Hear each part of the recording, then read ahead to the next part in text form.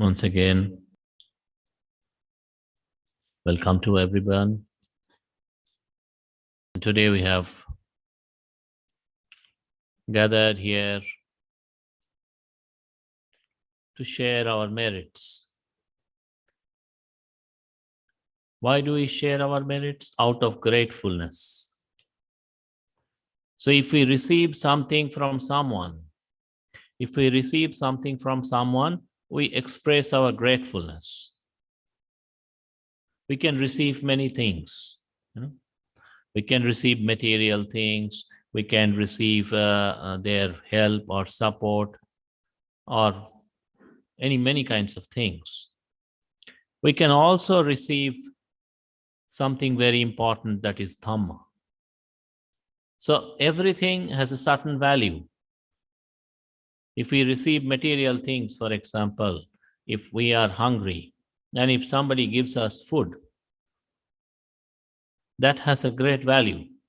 If we are not hungry, somebody gives us food, that has less value. Both are not same. Yeah? When we are hungry, food is the most important thing, but when we are not hungry, food is not the most important thing. So everything has a certain value, even the material things, they also have certain values.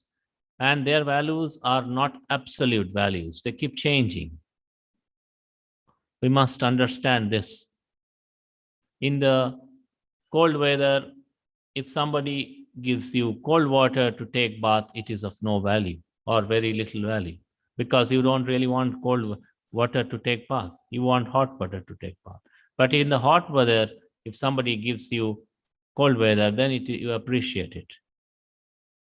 So we must understand everything has certain value, and this is in fact a part of developing our wisdom. We should be knowing the things that we use in our life, and we should also be clearly aware of their values. You see, it's so wonderful. The Lord Buddha, when he was teaching, he gave the monks exactly these principles. He said, the monks, to reflect upon their four requisites: their food, their robes, their dwelling place, and their medicinal requirements. He told the monks to reflect on them. Why? Because then the monks will have a clear understanding of the value and of the things that they use. It's a very wonderful practice. So the monks, when they are eating, they should reflect on the food, nature of the food in various ways. Why we eat, what is the purpose of eating, and what is the value of this food, how much it nourishes us, to what extent it helps us. Like this, everything, all the material things. So we reflect on them. The lay people also can maintain a similar approach in their daily life about the things that we use. Why? Because if we wisely reflect and use, the things, then we have clear understanding what is it, how good or how bad is it, what benefit it does to us, and if we overdo it, what harm it will cause. This is also a part of our wisdom.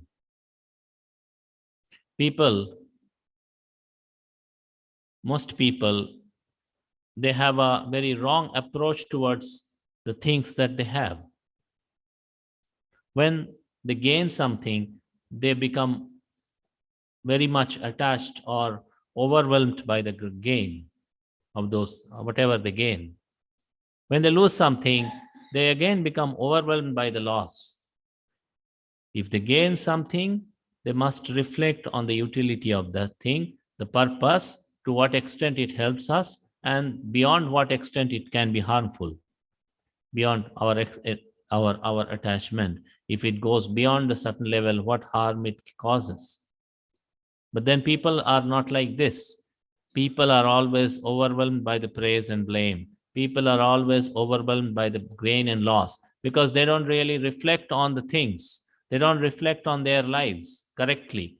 They're all the time grasping, busy in grasping. Things that they like, they're grasping. Things that they do not like, they're grasping. And so they have no real refuge in their heart. Their heart is empty. They have no real refuge. What is the refuge? When I say real refuge, it has a meaning. I do not say real refuge without a meaning. The real refuge is the refuge of right understanding. That is the Dhamma. The refuge of Sammaditthi. What is the Sammaditthi? To know things correctly, to know their nature, to know impermanent things as impermanent things, to know unsatisfactory things as unsatisfactory things, to know things are without a self. This is the refuge. This is the right understanding. This is our real refuge. This is the Dhamma that the Lord Buddha gave us. So if you have that kind of right refuge, then whether it is praise or blame, you know both are equally not so worthy clinging to. So that's the value of Dhamma. When we say value of everything, Dhamma has a value, like everything. That's the value of Dhamma. Other things, when you grasp at it, they become wrong refuge. They become a source of your unhappiness. Your praise you grasp, then somebody blames you, it becomes a source of your unhappiness. So that's why people should develop the right refuge instead of the wrong refuge.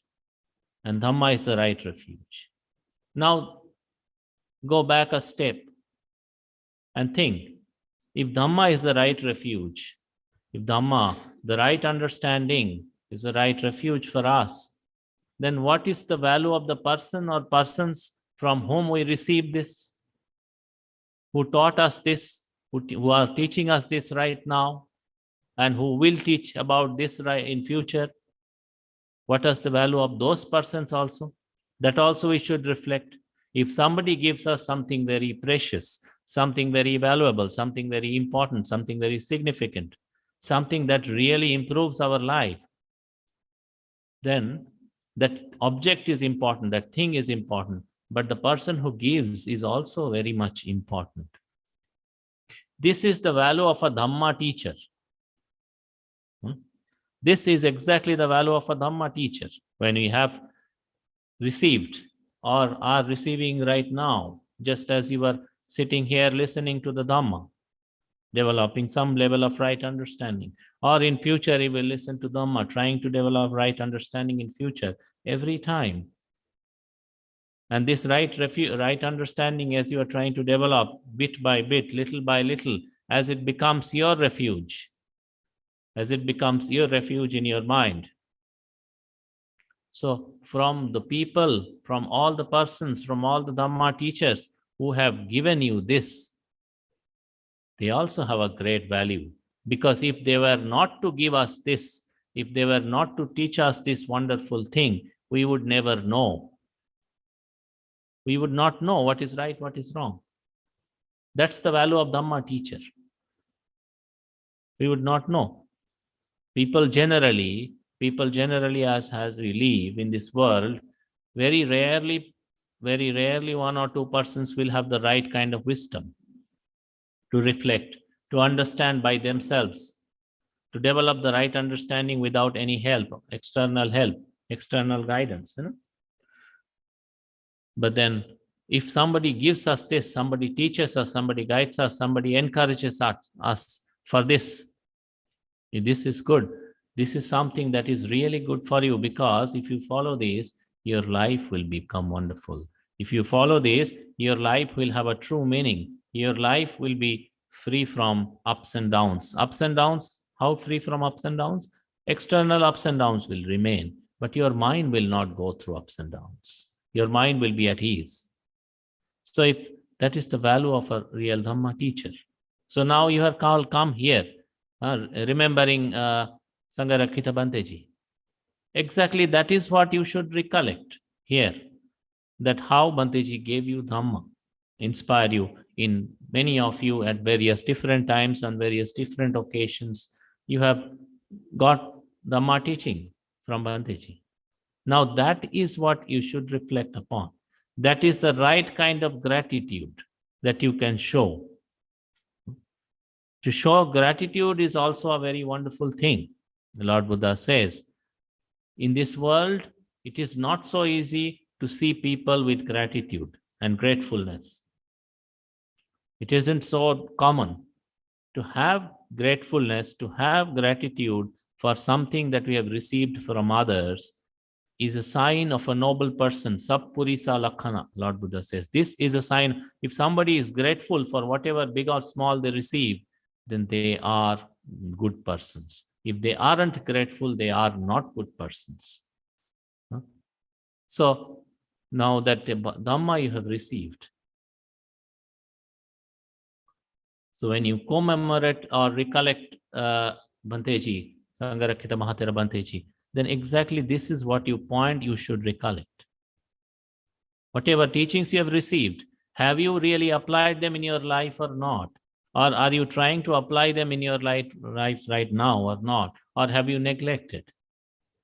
Or if you have neglected, are you ready to do it right now? Are you ready to make amends right now? This is the right way of showing gratitude. So when Bhanteji taught us the Dhamma, when we monks are teaching you the Dhamma, or in future other monks in this vihara or in other viharas will teach Dhamma, and you will come and learn Dhamma from different monks. Why do they teach the Dhamma? Why do monks teach the Dhamma? We also should reflect. Monks, it's not like a profession that you go and give a lecture and then you get some money, a remuneration in return or anything. It's not like that. So monks, when they are teaching Dhamma, they also have certain level of gratitude that lay people provide them with the 4 requisites. The food and the clothing and the shelter and medicine, 4 requisite, 4 primary, whatever, basically the necessities the lay people provide. So that is the duty of the lay people to support the monks, the vihara, so that they don't have to really think all the time, oh, where will I get enough food from? Where will I get my clothes from? Where will I get a dwelling place? If the monks, having renounced the world, have to think like this, then they cannot develop their mind in Dhamma. They will always be busy thinking about their 4 requisites. Their mind will not be peaceful. So that's why Lord Buddha created a system. Lay people, that's their duty to support the monks. Monks, it's their duty to support the lay people. Lay people support through material things. Monks support through spiritual things. That's how we become each other's support. That's how Lord Buddha designed the social structure. Monks and nuns and upasakas and upasikas, lay devotees. That's how he has designed the structure. So that structure, if people, everybody in their respective places follow that structure, then all of us will gain in Dhamma. So there is a responsibility of lay people to provide the material sustenance for the monks. There is the responsibility of the monks to teach the Dhamma, to teach the right guidance, right things, right principles, to make the life of lay people free from suffering, free from affliction. So that is one point that the monks teach the Dhamma, one of the points, out of gratefulness, and also out of a sense of responsibility, that the responsibility Lord Buddha gave us. And also, that's not the only thing, no? There's something else. The monks always have a mind of metta. May all our upasakas and upasikas be peaceful. May they have the right understanding. May they not have the wrong understanding. May they not go in the wrong direction. May they not commit unwholesome things. May they commit the wholesome things. May they do the good things again and again. May they avoid the wrong things. That's the mind of metta that monks have for lay people. That's why again and again monks try to teach Dhamma in various ways. so that lay people don't forget. Lay people have many responsibilities. So it is easy to forget doing this, doing that, earning money, managing family, so many things, so many affairs, so many responsibilities, people can forget. But so that's why monks teach out of compassion again and again. Okay, you can do, but don't forget the Dhamma, don't forget the right understanding, don't forget the practice, don't forget dana, sila, bhavana, don't forget to purify your heart. That's the whole teaching, to our inner purification. Whole practice of dana, sila, bhavana is for this, our inner purification. Don't forget the real thing. In the name of managing your life, don't forget the real thing. Don't forget your real refuge. Don't ignore it. Don't lose it. That's also the mind of the monks when we are teaching the Dhamma. With a mind of metta, with a mind of compassion. Let the lay devotees, let all the upasaka and upasikas be peaceful, happy. May they always be with the Dhamma. May they always develop the right understanding. So, this is what we should always recollect when we are recollecting the monks. Lord Buddha said, Samananancha dasana, to come and meet or visit the vihara, meet the monks, itself is a great blessing. Etang mangalamuttamang. Why? Because then when people come, they meet the monks, they ask for some Dhamma teaching, learn some Dhamma. This is where they, at least to some extent, for some time, they can develop the wisdom. They can develop the right understanding. They can develop something good and noble, which is difficult to develop within their day-to-day responsibilities. That's the value. So you come here to gain something more precious than all other things that you do what you do in your day-to-day life, you can do at your home or your office or your workplace. But when you come here, you come for something better than this. That's the Dhamma. So as we recollect Sangharakkhita Bhanteji, he came here many years before he came here. He settled here.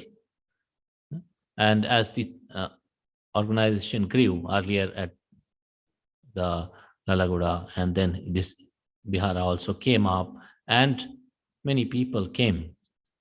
Many people came at many different occasions. Some people came during festivals. Some people came on just normal days. Some people came just once maybe or twice. Some people may have come regularly again and again. Different times, different occasions, different people.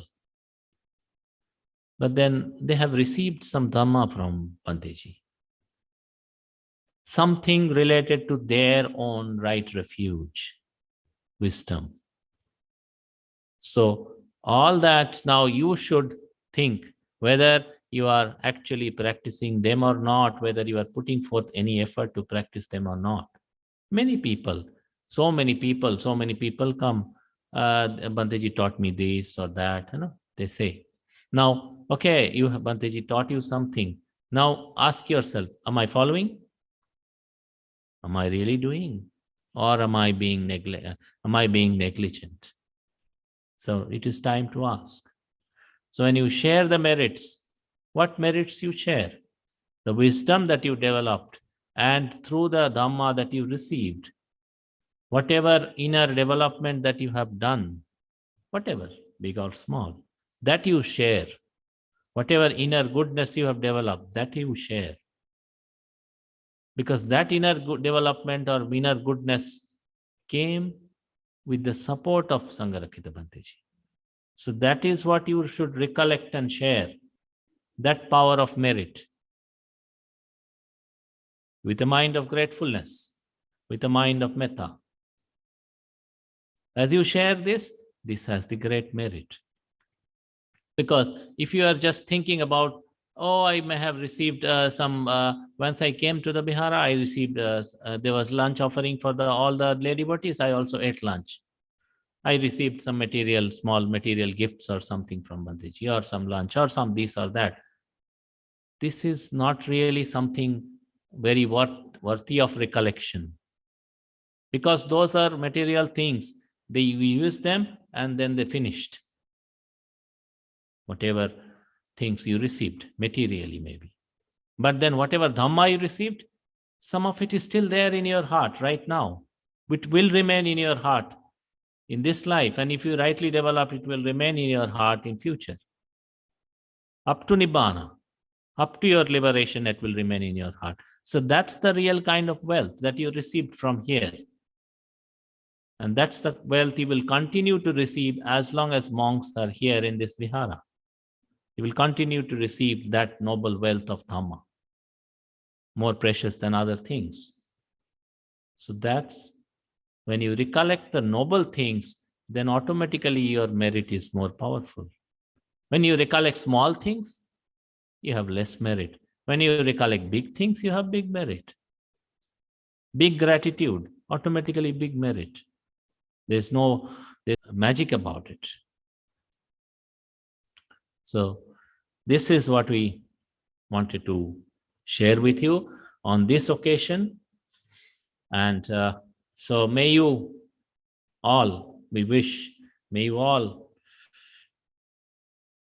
continue to practice the Dhamma as a mark of your day-to-day gratitude, day-to-day Punyanumodana towards Sangharakkhita Mahathera Bhanteji.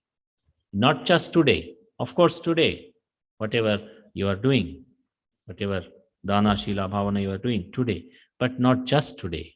It's not like you get something, you do it and okay, I have done my job. Not like that. When you receive the Dhamma from someone, even if a word, just I'm giving an example of Most Venerable Sariputta Mahathera Bhanteji, the chief disciple of Lord Buddha. I'm just giving an example. He received one verse from Venerable Assaji Bhanteji, who was one of the first 5 disciples of Lord Buddha and an Arahant, enlightened monk. So when the Most Venerable Sariputta and Mahamoggalana, before becoming monks, they were like wandering ascetics, searching for truth. And then Bhante Sariputta, his name was Upatissa at that time, he met Assaji, Most Venerable Assaji Mahathera, and a great Arahant, one of the first 5 disciples of Lord Buddha. And he received one verse, one gatha, that's all, 4 lines. But after listening to the second line only, he became Sotapanna. Later on, he became monk. Then he became the chief disciple. Lord Buddha designated him as the chief disciple, foremost of all the monks in wisdom. So his level of wisdom higher than even all other enlightened monks. Such deeper wisdom Bhante Sariputta possessed, second only to Lord Buddha himself. But you see the kind of gratefulness Bhante Sariputta had. So every day he will reflect in which direction Most Venerable Assaji Bhanteji is staying. And he will keep his head when going to bed in the night, going to sleep in the night. He will keep his head in the direction. He will never keep his feet towards that direction where Assaji Bhanteji is staying. He practiced. After becoming the chief disciple, superior than all other enlightened monks also, he continued doing this. Such was the great level of gratitude of Most Venerable Sariputta. And many other times, on many other occasions, he has shown such noble greatness. He didn't need to, because he was already the chief disciple, foremost in wisdom. But see the kind of nobility he possessed. So as you come here and for sharing your merits to Bhanteji, not just today, remember again and again, on whatever occasion, whatever Dhamma you received, whatever good things that you have developed with the support of Bhanteji, always keep sharing your merits. Occasionally you can come here, you can participate in the Punyanumodana, but not every day. But Punyanumodana in your heart you can do every day. That is possible to do every day. And that you should do every day, because Lord Buddha says what? Sabbadanang Dhammadanang Chinati. What the teaching of Dana of Dhamma is the highest of all gifts, because, as I said, other gifts you receive, they lose their value after some time. The gift of Dhamma you receive, they grow and grow and grow, bigger and bigger, brighter and brighter, up to enlightenment. So this is the real most precious gift leading to Nibbana. And that gift, if you have received from Bhanteji, or if you are now receiving from the monks here or in future from all the monks, keep remembering, recollecting that the highest gift we have received the most precious gift. We have given material things, but we have received the Dhamma, path to liberation. This is the most precious thing that we have received, and we will remain grateful. By remaining grateful, we will share our merits all the time. With this, we will conclude today's discourse here. Now, I request Rupasaka Chetan to assist all the lay devotees for the Punyanumodana ceremony. So, I think some people are offering some dana. So, first of all, they can offer the dana, and then afterwards, we'll conduct the Punyanumodana ceremony. So, whoever is offering some dana, please, Mr. Chetan, you are come as an assistant for offering the dana. And you can come forward, hold and repeat after me. People, you are offering Atta Parikara, no? Mayang Bhante Imina Atta Parikarang Danena Anagate Ehi Bhikkhu Bhavaya Pachayo Hoto Dutiyampi Tatiyampi Mayang Bhante Imang Atta Parikarang Danena Anagate Ehi Bhikkhu Bhavaya Pachayo Hotu. Say sadhu 3 times. Now we can offer to Bhanteji.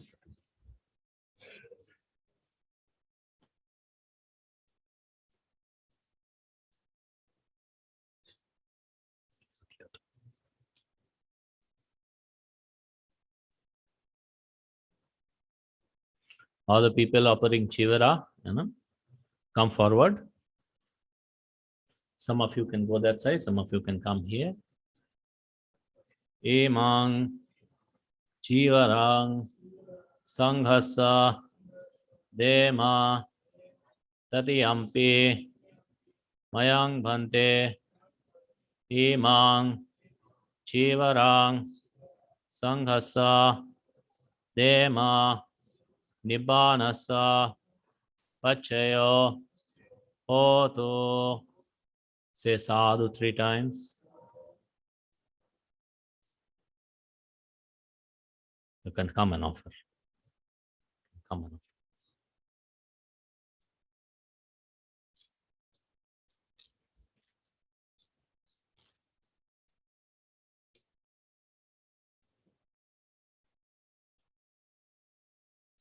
First of all, recollect all the Dhamma that you have received from Bhanteji. All the Dhamma.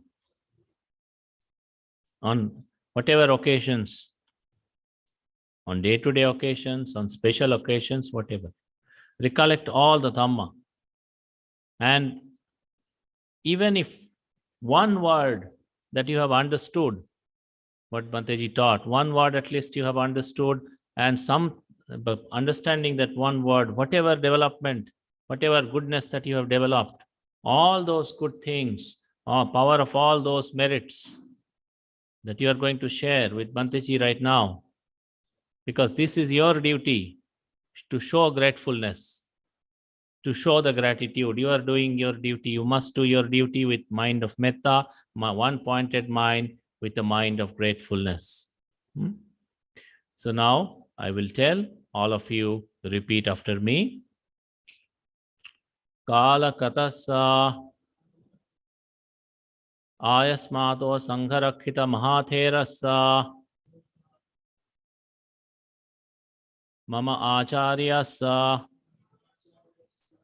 punyathaya imang danang sanghassa dema dutiyampi kala katassa ayasmato Sangharakkhita mahatherassa mama acharyassa punyathaya imang danang sanghassa dema tatiyampi kala katassa ayasmato Sangharakkhita mahatherassa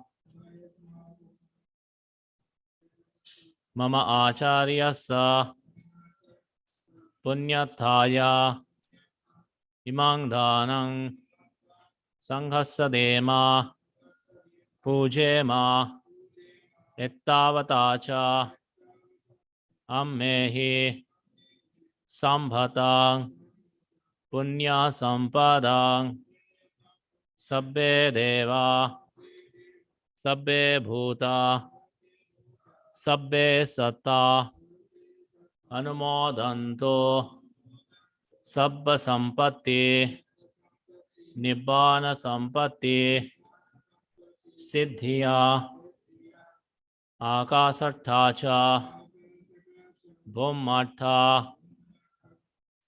devanaga mahiddhika punyantang anumoditva chirang rakhanto sasanang chirang rakhanto desanang chirang rakhanto mang parang idang no nyatinang hotu sukhita honto nyatayo idang me danang idang me silang idang me punyang asavakkayang vahang hotu nibbanassa pachayo hotu.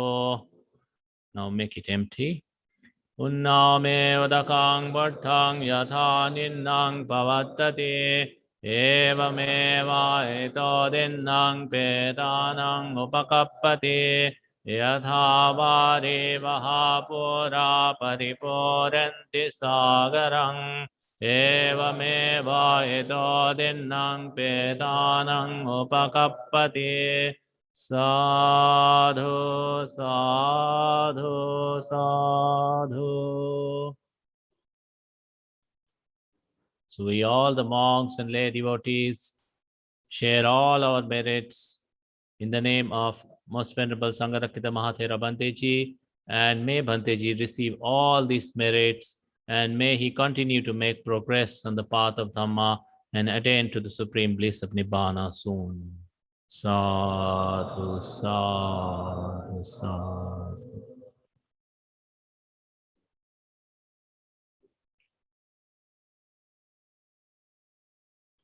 And we conclude this program here, and we have one or two small announcements. That is, as you know, the Dhammacakka Pavatana day is on, full moon day is on the 13th. So I think most of you have received the invitation. You all can come on the Dhammacakka day. If you have work in the morning, if you are unable to come, then at least come in the evening. Evening also will have meditation and discourse and puja, all programs. So at least in the evening, try to come in the morning. If not possible, come in the evening, attend the program. And in the Basavasa, we will have, we have decided every day we will have meditation program, 5:30 to 6:30. We'll soon send out the message to everybody. So every day evening, monks, some monks and any lay devotee coming, you can all meditate together in the Dhamma hall here every day, all days of Basabasa, 3 months, every single day we'll have meditation in the evening time. So you can come and attend the Dhamma program, evening meditation program. Every day you are welcome. And as usual, Sunday discourse we are conducting. So you should come and spread the word to more and more number of people, because this Sunday discourse, every Sunday the monks are giving teaching meditation, giving discourse. Come and attend and tell everybody to also participate. And also on full moon days, every full moon day, as we have been doing for some months, on every full moon day, also we'll have special meditation programs in the evening as before. And we will be sending out the message. Anyone not getting updates about the Vihara activities, please contact our Upasaka Chetan. He will add you in the group. So you will get all the updates, whatever the Vihara activities are happening. He will add you and you can get all the updates. So these are the upcoming programs. On Upasatha days, of course, morning some people come and take 8 precepts and practice meditation. And on full moon days, we'll have special meditation programs. On every day, evening, we'll have meditation every day. On Sundays, of course, we'll continue. It's not just Basa Basa, it's a regular program, and also all the Dhamma programs. So this Basa Basa is coming. Come and attend, come and participate in all the Dhamma activities, and this is a good time, not just for the monks, also for the lay people, to develop more practice, Dhamma practice. So take the benefit, take the most out of it, and may you all be happy and continue to progress in the Dhamma. Sadhu, sadhu, sadhu.